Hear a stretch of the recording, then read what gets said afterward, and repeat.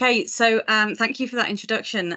So my name's Jade, and I am Head of Digital Accessibility and Usability at the Open University. I look after a really, really wonderful team of 9, and accessibility testing and evaluation is our kind of day-to-day job at the Open University. But on the side, because we're the subject matter experts at the OU, we find ourselves frequently being asked for guidance and training on digital accessibility. So it's a bit of a pet project of mine. In a former life, I was a teacher and teacher trainer. So any opportunity to kind of embed that into my current role, I'm always kind of really welcoming of. And it's actually kind of forming the basis of a doctorate that I'm starting next month. So before we talk about the training and guidance itself, just a little bit of context, really. When we talk about digital accessibility, what we mean is the accessibility of digital content, websites, mobile apps, documents for disabled people. And this is important for a number of reasons. Firstly, it's the law. Public sector bodies are expected to make their digital content accessible to everybody. At the OU, it's even more important. It's at the very heart of our mission and values to be open to people, places, methods and ideas. We have the largest proportion of disabled students of any university in the UK. So being accessible is absolutely, it's very, very much on our agenda at the Open University.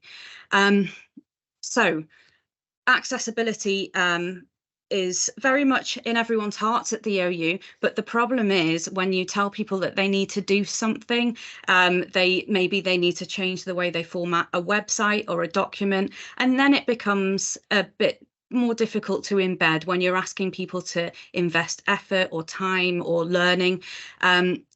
That's when we have this kind of carrots and sticks situation, maybe. The carrot being the fact that it's the right thing to do, but sometimes we might need to kind of,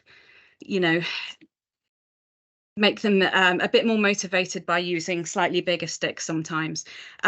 We also kind of have a situation where we produce guidance and people say, okay, thank you for the guidance, but then you can't make people engage with it or use it. So there's almost a missing gap really between having the guidance there and encouraging people to use it. Accessibility, if you think of it a bit like GDPR, maybe, the result of kind of tighter legislation around GDPR. So people very quickly jumped into action and started lots of training and embedding GDPR into all of our ways of working. Accessibility is similar, I suppose. However, the consequences of inaccessibility aren't as apparent. So if you have a data breach, you're likely to be punished with fines. For accessibility, the law isn't quite as matured as that. So we're still kind of getting to grips with maturing legislation. One thing that certainly for accessibility, because there's a human side of it, we want to go beyond this idea of mandatory training. So just a course that you click through and you get a certificate at the end and that's it. You don't do anything else with it. Because accessibility is everybody's responsibility, we want the training and guidance that we create to be really meaningful and relevant to the OU. And that means for all staff, not just those involved in teaching and learning and those who have direct contact with students. Accessibility is in everybody's roles, whether you work in procurement and you need to purchase accessible IT solutions, or people services and you want to make sure that we're encouraging applications from a diverse range of people. So accessibility touches everybody's role. So we want our guidance and training to be meaningful and relevant.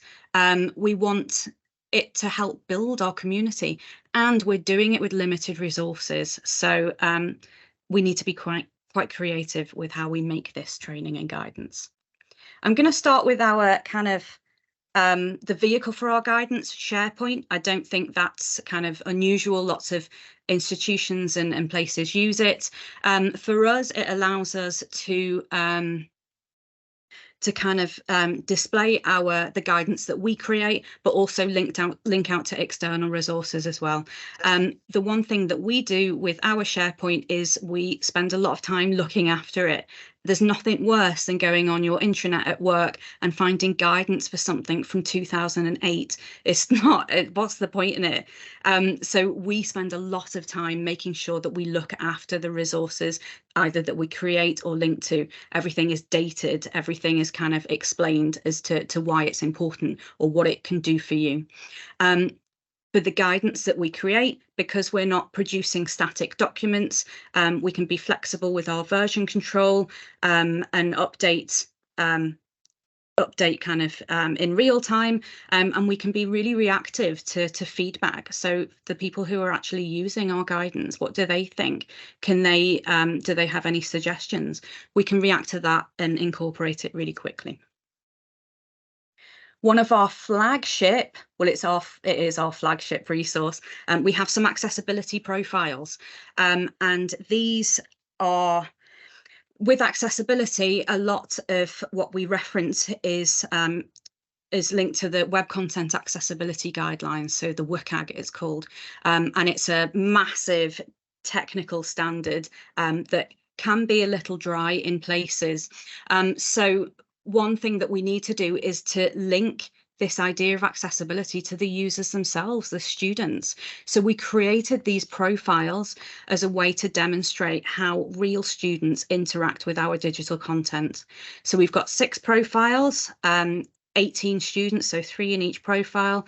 They're research-based, they're real individual experiences, so they look at the barriers that students face and the reality of accessing and using digital content with a disability. They're on SharePoint, so we can look after them, and they're bespoke to our OU audience, so it's a broad audience. You can use these if you're a web developer and you're designing a website. You can use it if you're training somebody with how to engage with disabled students. Maybe they're on a help desk. So the application of these profiles is really, really broad. And at the moment, we're working on a couple of things. We're working on helping our OU staff use the profiles and embed them into our ways of working. So to do that, we're creating guidance, we're holding workshops so that these profiles can become part. We can reference them really easily, and everybody knows what we're talking about. So this is our flagship resource. On the other end of the scale, so we've had something that took a lot of time. The profiles took us around a year to put together. We're really, really proud of them. On the other end of the scale is something that didn't take us very long to put together, but allowed us to reach a number of people. We called it our February 4-week Fixathon, and it was based on this idea of accountability partnering or body doubling. So staff signed up to pledge February to fixing their documents. So they registered. We paired them up with a partner, could have been from anyone from around the OU, and between them they used our guidance to help fix their own documents. We offered them scaffolded support along the way in the form of kind of a Teams channel, so there was a bit of a community element there. People could ask and answer questions, and we also as a team hosted drop-ins, so that for any of the larger questions that they couldn't answer themselves together, we were there to kind of jump in and help at the drop-ins.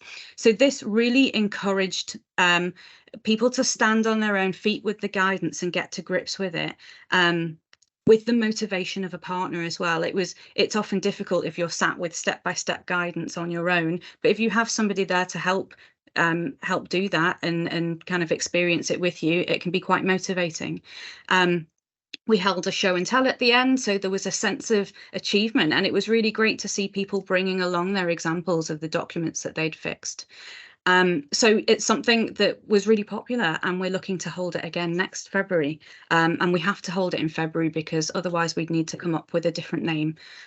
So yeah, similar vibe is something called our mobile app test along. And this was reactive to a deadline where we needed to ensure our mobile apps were accessible and tested and had an accessibility statement. And so we had in the region of about 30 apps at the OU, and everybody was running around going, oh, what am I going to do? My team couldn't take on all of this testing work themselves. So instead, we showed people how to test. We held 10 sessions and people came along with their mobile devices, and we showed them how to use them, how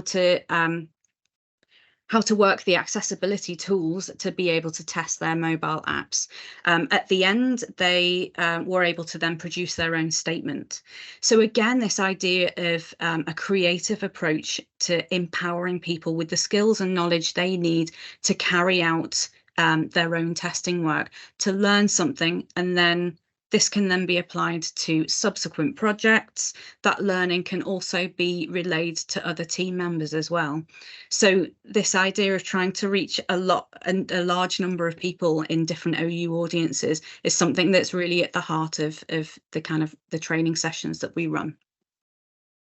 What's next on the list? This is a kind of a new idea. And again, it's this idea of being quite hands-off with our training. Obviously, we're there as a subject matter experts to kind of guide people, but we kind of try and push people to do to take a lot of the pressure off us, because to be honest, we've got other work that we need to be doing, and our main role isn't guidance and training. It's very much on the fringes of our time. So we have an OU Accessibility Champions Network, and something that we brought in recently was a way that champions could demonstrate their commitment to accessibility in a kind of a new level. So the framework, it's not a course. It's a way that champions can explore different topics within defined categories. So we have 6 categories: do, read, watch, listen, study, share, or teach. Champions can choose their own tasks. So champions need to do 2 tasks in each category. They can choose their own if they want to explore something in their own subject area, or maybe even outside their skill set. So they're developing new skills.